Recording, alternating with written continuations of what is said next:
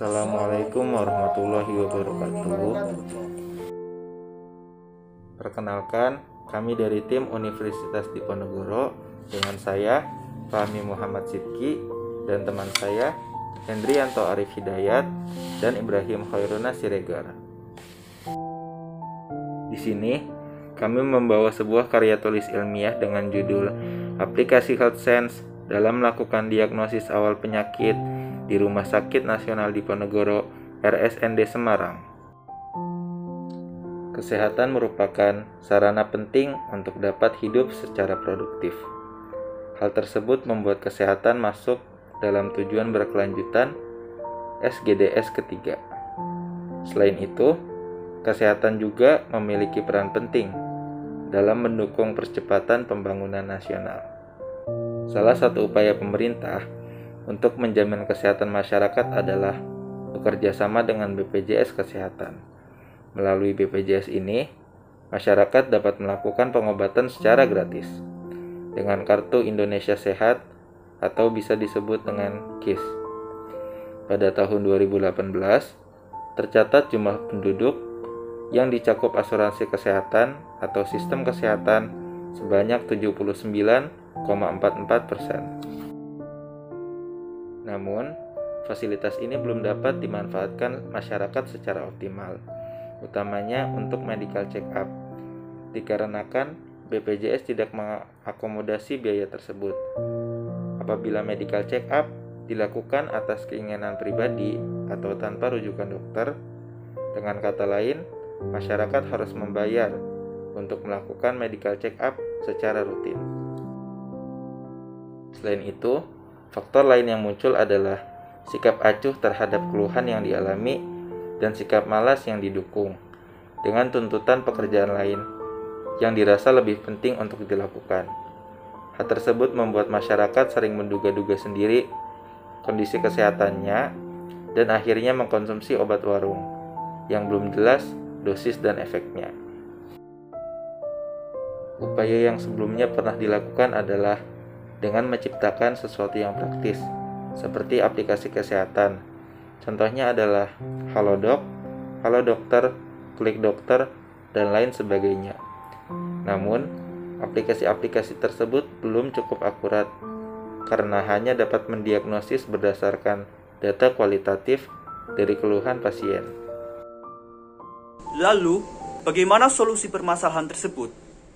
Kami, sebagai mahasiswa, tentu tidak tinggal diam melihat permasalahan yang ada saat ini.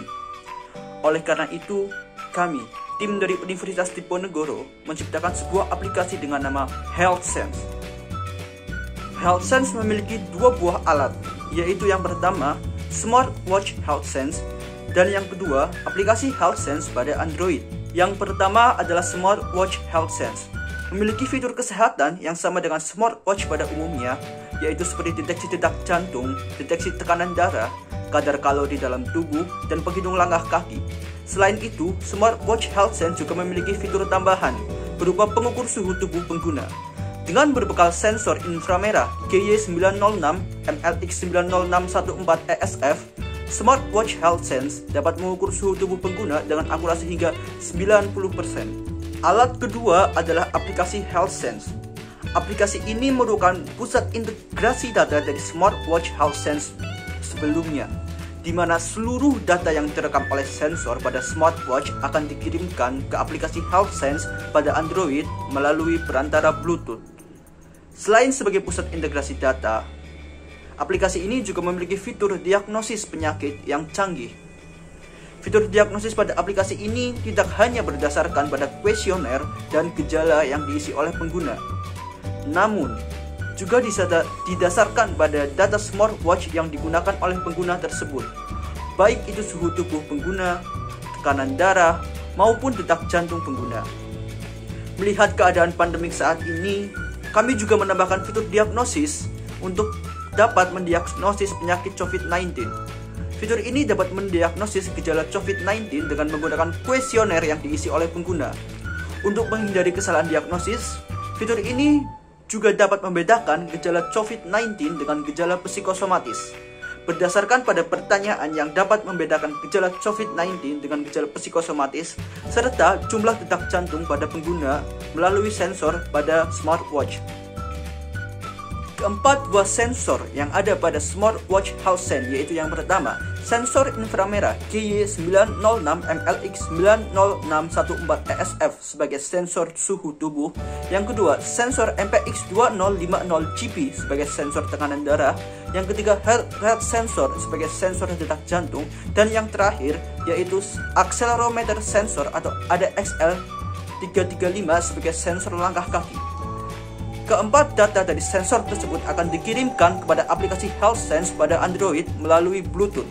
Nantinya, aplikasi akan mendeteksi penyakit yang diderita oleh pengguna menggunakan artificial intelligence yang sudah dimasukkan pada aplikasi. Oleh karena itu, aplikasi dapat mendiagnosis penyakit beserta deskripsi, gejala, serta cara penanganan penyakit tersebut.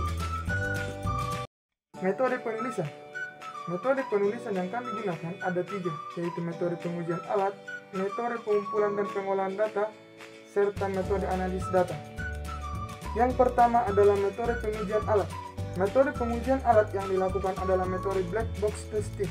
Pengujian black box testing ini memperhatikan fungsionalitas dan spesifikasi perangkat lunak. Selanjutnya adalah metode pengumpulan dan pengolahan data. Metode pengumpulan data yang dilakukan adalah observasi dan questionnaire. Observasi merupakan suatu proses yang kompleks, suatu proses yang tersusun dari berbagai proses pengamatan dan ingatan. Metode pengumpulan data yang dilakukan adalah observasi dan questionnaire. Observasi merupakan suatu proses yang kompleks, suatu proses yang tersusun dari berbagai proses pengamatan dan ingatan.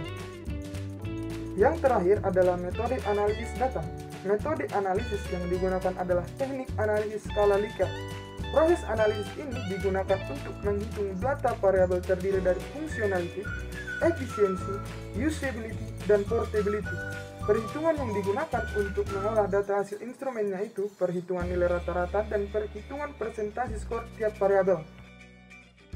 Dalam pembuatan alat ini, nantinya akan diuji coba dengan menggunakan 2 metode, yaitu yang pertama metode black box testing, yang kedua yaitu akan dilakukan uji coba di lapangan dengan mitra. Sehingga nantinya akan didapatkan data dari kekurangan aplikasi dan SWOT dari aplikasi, yaitu strength, weakness, opportunity, and threat, yang akhirnya akan berujung pada pembuatan massal aplikasi dan smartwatch bersama dengan pihak RSND Semarang. Berdasarkan hasil analisis pengembangan aplikasi HealthSense, kesimpulan yang dapat diambil yaitu yang pertama, hasil dari pengembangan aplikasi HealthSense dalam melakukan diagnosis awal penyakit di Rumah Sakit Nasional Diponegoro telah sesuai dengan spesifikasi yang diharapkan. Hasil perancangan ini didukung dengan hasil pengujian black box testing.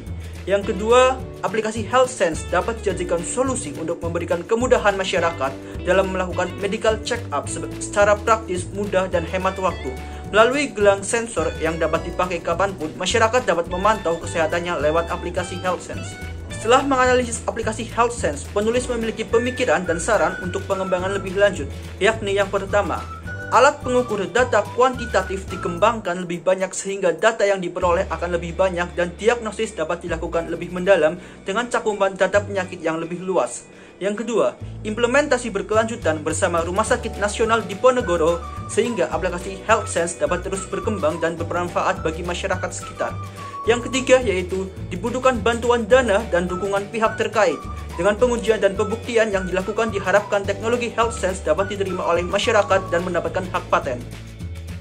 Change something, build a new model that makes the existing model absolute. Sekian presentasi dari kami.